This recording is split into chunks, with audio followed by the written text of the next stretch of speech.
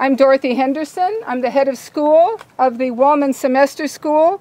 It is a one-semester school for high school students, juniors, seniors, and post-grad, gap year students who really care about the condition of the world and want their voices and their activism to be heard around the issues of peace, social justice, and sustainability. Some of these projects are very elaborate, and the students received a lot of help from community members, so staff and interns and other community members, and I think it really helps bring the campus together, and it really integrates all of the students' work and all of their ideas, current and past, together to really lead the way. This is our sustainability project. It's the herb garden. This location is really nice and convenient and close to the dining hall and the kitchen, and so we thought that it would be nice to have some herbs close by that can be used. Our project this semester was to take care of the bees and make a year-long care plan for them for the next semester. Does that sound good? This looks a lot different than the last time we pulled it out. If you want to see, this is what honeycomb looks like. I started this project. Yeah, I had never worked with them before, and I generally tried to stay as far away from them as I could. My project is sustainable textile manufacture, or bicycle-powered loom. And the big thing about open source technology is really being able to have technology that people can use, can understand, and can make. It creates this little space for the yarn to be passed through.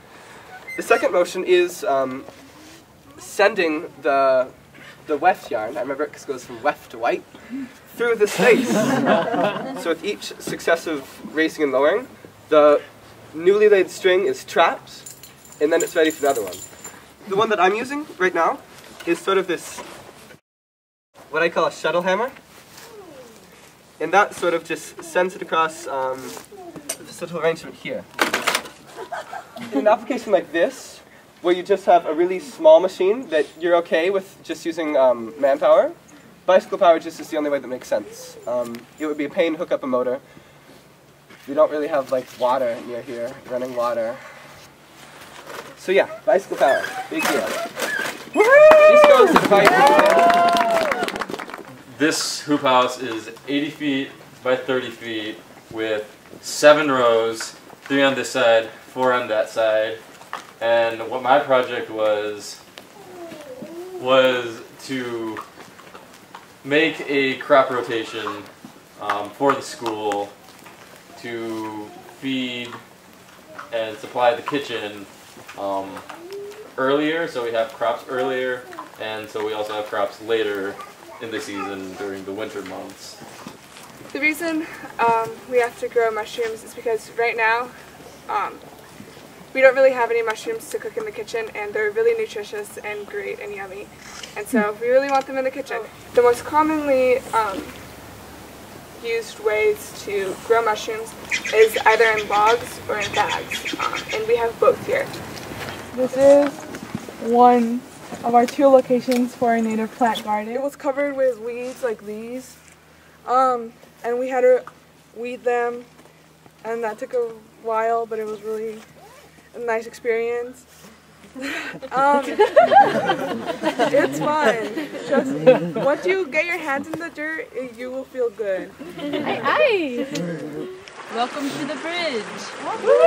We decided that the most simplest one would be 2 beams on the bottom and then treads over that.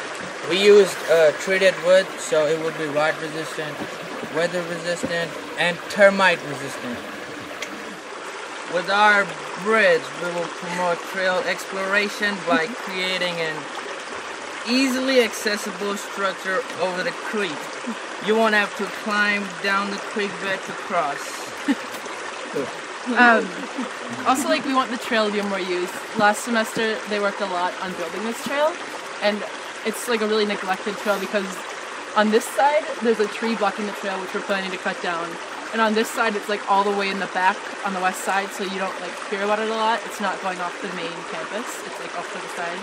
And so we're hoping that in sustainability class, like the bridge will be brought up and people will come out on the trail to walk over the bridge, and then the trail will be more used.